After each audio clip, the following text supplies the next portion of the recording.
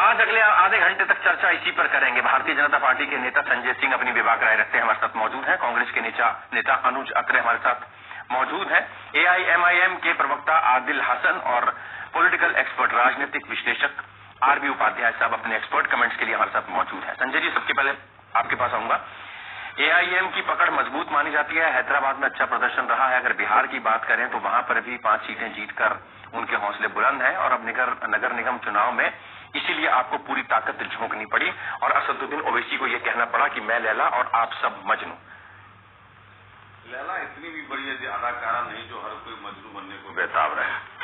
कटु वाक्यों से चलने वाले राजनीतिक कटु वाक्यों के धरोहर को मतलब धरातल पर लाके और फिर अपनी उस नींव पर राजनीति करने वाले ओवैसी अगर खुद को लैला और मजनू लैला बताते हैं, दूसरे को मजनू बताते हैं, हमें लगता है कि भारत के राजनीतिक इतिहास में बहुत बड़े परिवर्तन का बात वो करते हैं।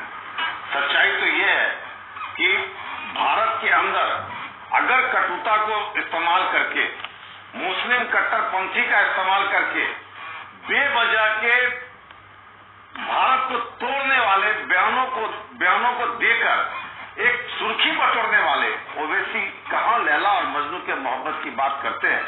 ये कोई हास्यास्पद बातें हैं और इससे ज्यादा कुछ नहीं है। वो बस किसी भी तरह से चर्चा में बने रहे, यही ओवैसी जी का एक मूल सिद्धांत है और उसी मूल सिद्धांत के तौर पर वो अपनी राजनीति को करते हैं। 150 सीटों पर लड़े थे और 40-45 सीटें आपकी आई थी। बात कर रहा हूं आदिल हसन, AIMIM स्पोक्सपर्सन हमारे साथ। आदिल भाई, दूसरा राज्य है जहां अपना एक बढ़त बनाना कहीं न कहीं जो अपना एक कद है उसको बढ़ाने के लिए अवसर के रूप में बीजेपी उस चीज को देख। संजय जी, क्या वजह है? योगी आदित्यनाथ को आपने उतार दिया, JP नड्डा उतर गए, अमित शाह पहले से ही नजर बनाए हुए हैं, स्मृति ईरानी उतर गई, तमाम और भारतीय जनता पार्टी के स्टार प्रचारक दिग्गज जो विधानसभा और पार्लियामेंट के चुनावों में दिखाई देते हैं स्टार प्रचारकों की सूची में, उनको आपने नगर निगम चुनाव में उतार दिया। वजह एंट्रीम करना चाहते हैं, अपनी मजबूत पकड़ बनाना चाहते हैं दक्षिण भारत में? इसके 2 कारण हैं। एक विचारों की जबरदस्त लड़ाई है, एक ऐसा नेता जो हैदराबाद को अपना किला बताता है और वो भारत माता की जय बोलने से कतराता है, हम देशद्रोही भी कह सकते हैं। एक ऐसा नेता जो 3 तलाक कानून को गलत बताता है, एक ऐसा नेता जिसे पूरे देश भर में 370 हटाने की तारीफ होती है और वो नेता उसकी शिकायत कर रहा होता है। एक ऐसा नेता जो पॉपुलेशन कंट्रोल हो उसका भी खिलाफत करता है और उस तरह का नेता अगर अपने विध्वंसक बातों से देश के नौजवान मुसलमानों को अगर भटकाता है, उसे रोकने का भी कार्य किसी को करना पड़ेगा। और हम समझते हैं कि इस कार्य में अगर भारतीय जनता पार्टी के हर नेता को उतरना पर नगर निगम का चुनाव हो, MLC का चुनाव हो, MLA का चुनाव हो, कोई भी चुनाव जो है, अपने मानसिक चेतना, अपनी बातों को जनता के बीच में डालना और फिर जनता का विश्वास हासिल करके ऐसे पाखंडियों को राजनीति से दूर करना, ये भारतीय जनता पार्टी का परम लक्ष्य है।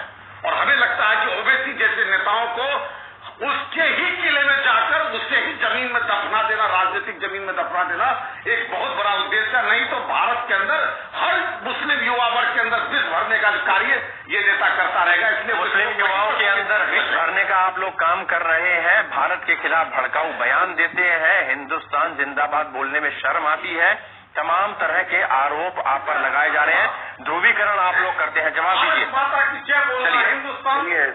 चलिए जवाब संजय जी, जवाब देता हूँ। संस्कृति में पलना और पालने वाली माँ के साथ धोखेबाजी करना, ऐसे नेताओं को वही अगर रखा जाए तो ज्यादा बेहतर है और वो भी एक घर के अंदर, तभी जाके भारत की राजनीति में सुदृढ़ता आएगी। चलिए जवाब। इतनी संजय जी अभी औकात नहीं हुई है जो आप दफन कर दीजिएगा। अभी आप राजनीति में टीवी स्टूडियो में घूम लीजिए, आके हैदराबाद आके घूम लीजिए, पता चल जाएगा कि MIM का किला क्या है।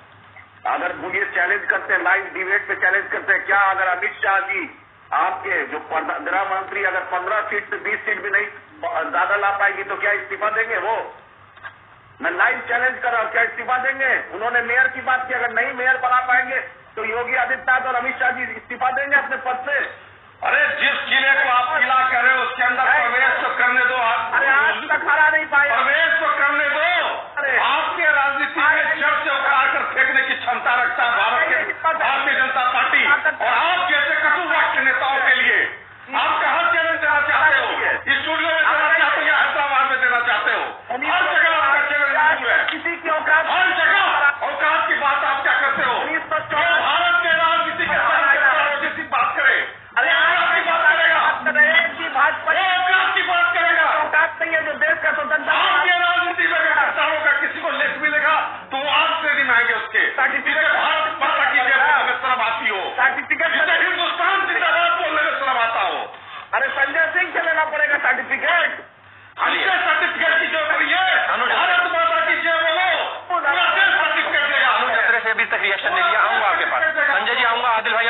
पास अनुज अत्रे, कांग्रेस के लीडर हमारे साथ मौजूद है।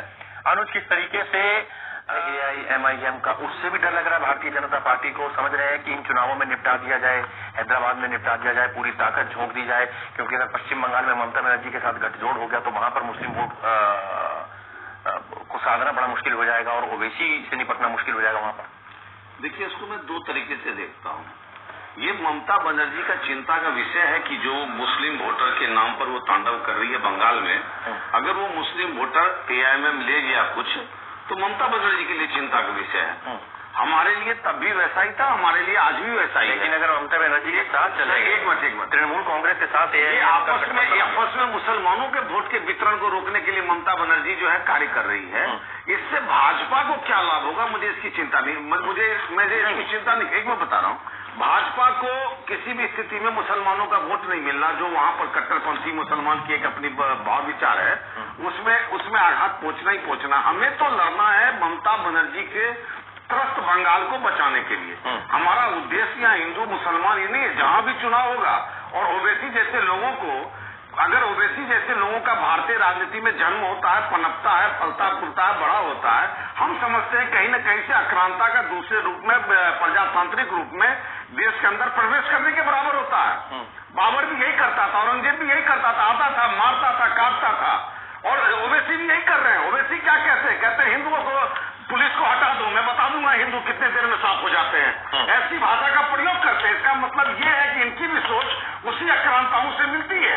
हालांकि मुझे कहते हुए थोड़ा भी हिचक नहीं है कि हिंदुस्तान के अंदर जितने मुस्लिम भाई हैं, उनका कहीं न कहीं से DNA हिंदू है। उनके अंदर ऐसी भावना नहीं आनी चाहिए, उनके जुबान पर ऐसी बातें नहीं आनी चाहिए। एक हिंदू संस्कृति का उनके अंदर, खून के अंदर प्रवाह है, वो इस तरह की कटु बातें नहीं बोल सकते हैं।